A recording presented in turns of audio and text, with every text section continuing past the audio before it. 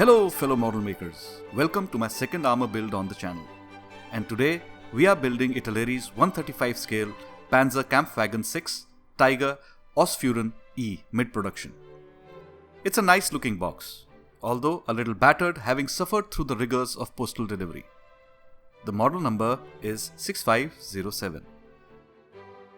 The box sides have some of the camo pattern choices. This one is Russian winter with the white wash on. And this one is Russia 1944.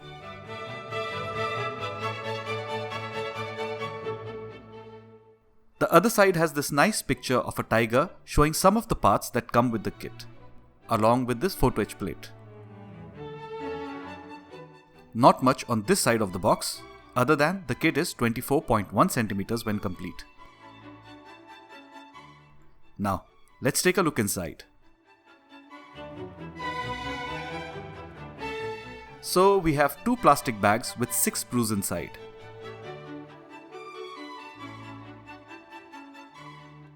Let's open this one first.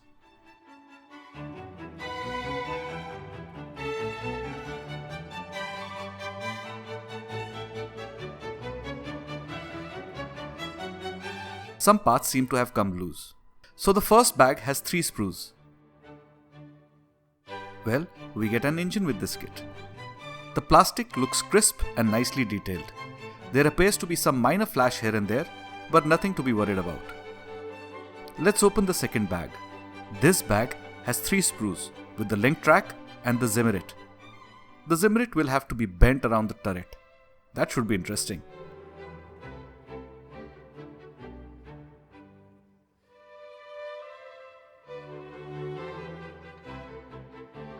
The remaining 2 sprues have the wheels and the tracks on them. Also very nicely detailed.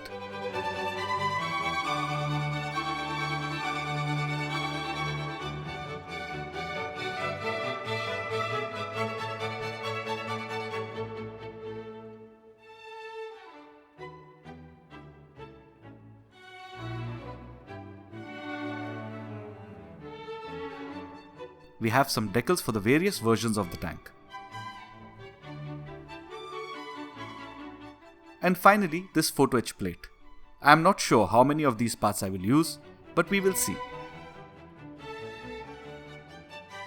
Now, let's take a look at the instructions. On the face of it, the instructions appear pretty standard. Start with the tub, wheels, how to put the tracks on, and then going on to the turret. But I have to say that while building the kit, I found the instructions to be vague and abrupt. I often had to look things up on the net to see how a piece fit, since the instructions did not really help.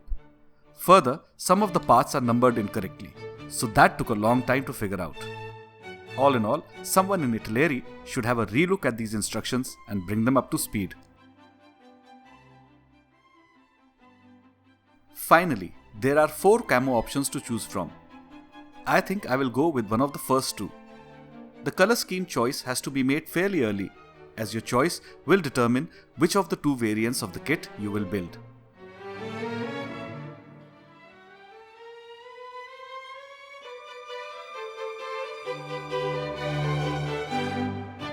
Right, on with the build.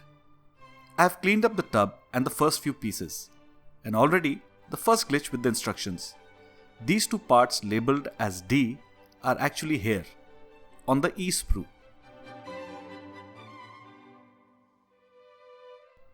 Anyway, with all the pieces cleaned up, I start putting the tub together.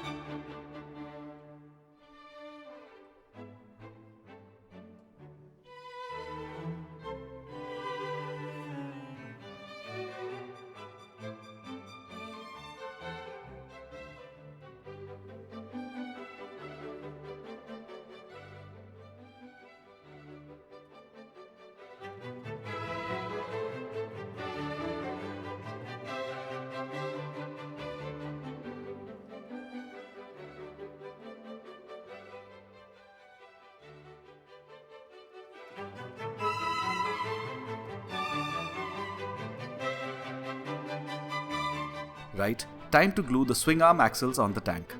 Once again, the instructions are not accurate. They suggest that the axles on both sides go in the same way, but they don't. The axles on the right side actually face backwards. It's the only way to glue them in and have the axles align on both sides.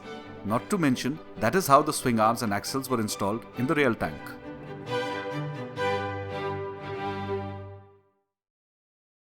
Before we glue the top on, we need to drill holes for reference later.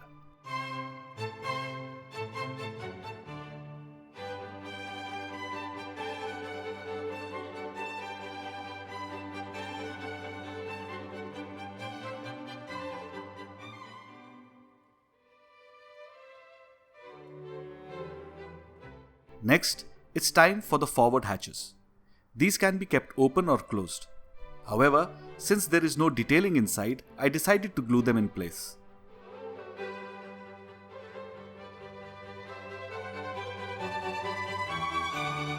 The engine fit in quite easily. Once again, you have the option of keeping the engine access hatch closed or open.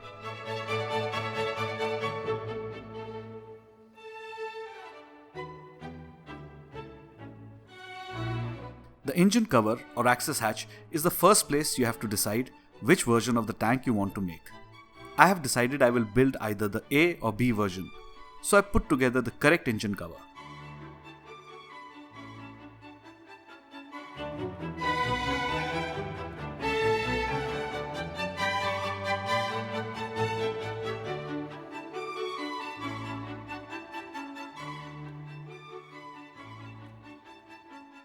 Before I can glue the air cleaners and pipes, I need to glue the photo etch grills in place.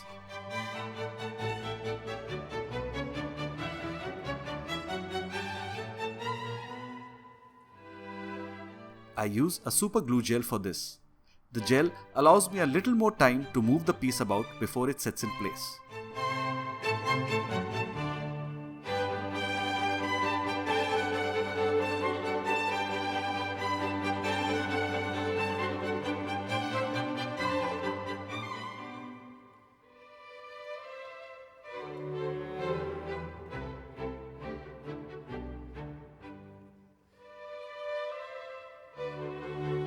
Now, the instructions suggest that we glue in the fifl air cleaner tanks and then glue the pipes in later. But I have found that it's best that sub-assemblies are glued in place all in one go, so that you can get the best alignment of all the pieces.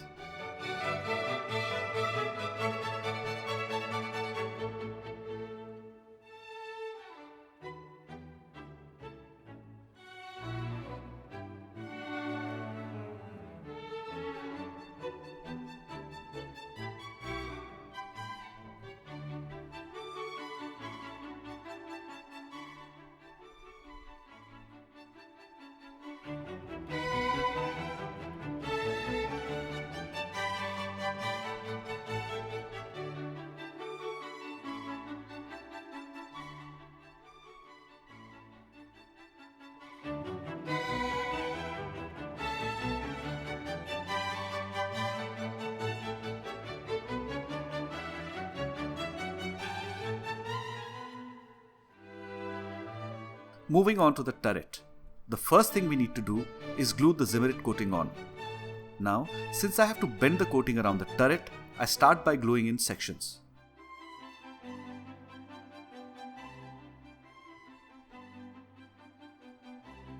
This helps me maintain control and glue the part on more precisely.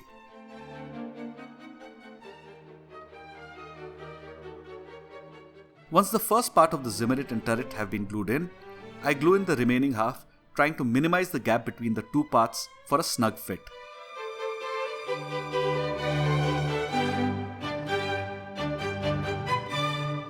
Before I move on any further, I paint the inside of the turret white and do some basic painting. Not that much of it will show, but still, I like to paint the inside of kits when there are some details there.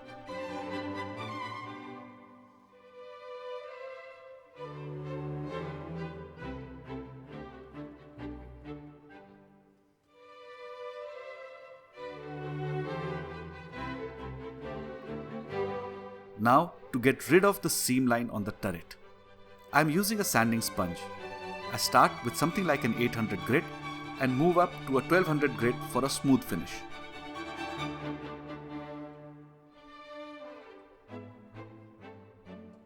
I try and not use any hard sanding tools like a sanding stick on parts that are curved, since they tend to flatten the curves and then it's near impossible restoring the curve back.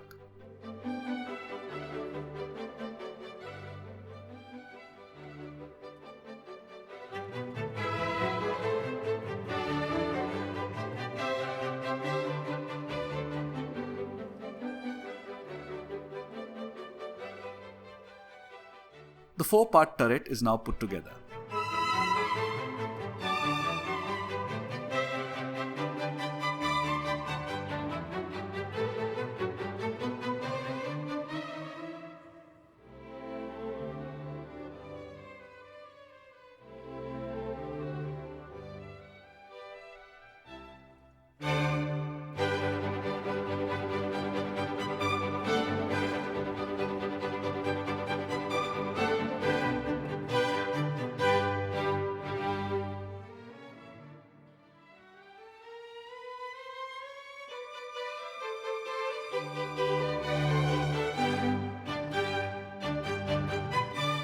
Putting the road wheels, idler wheel and drive sprocket together came in next. It's a slightly time consuming but simple enough task. I like to clearly label the wheels while gluing them together, just to make life easier down the road.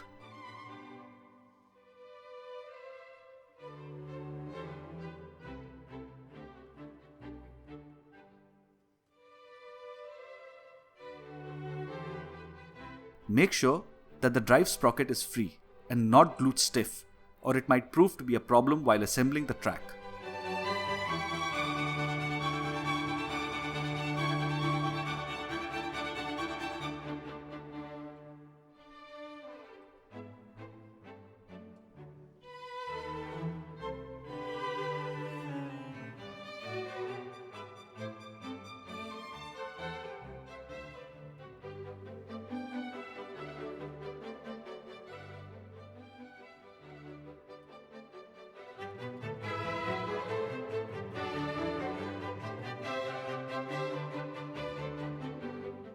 Here is another problem point. The turret has this huge gap in front. This needs to be fixed. So I cut a thin strip of plastic and glue it in place, closing the gap the best that I could.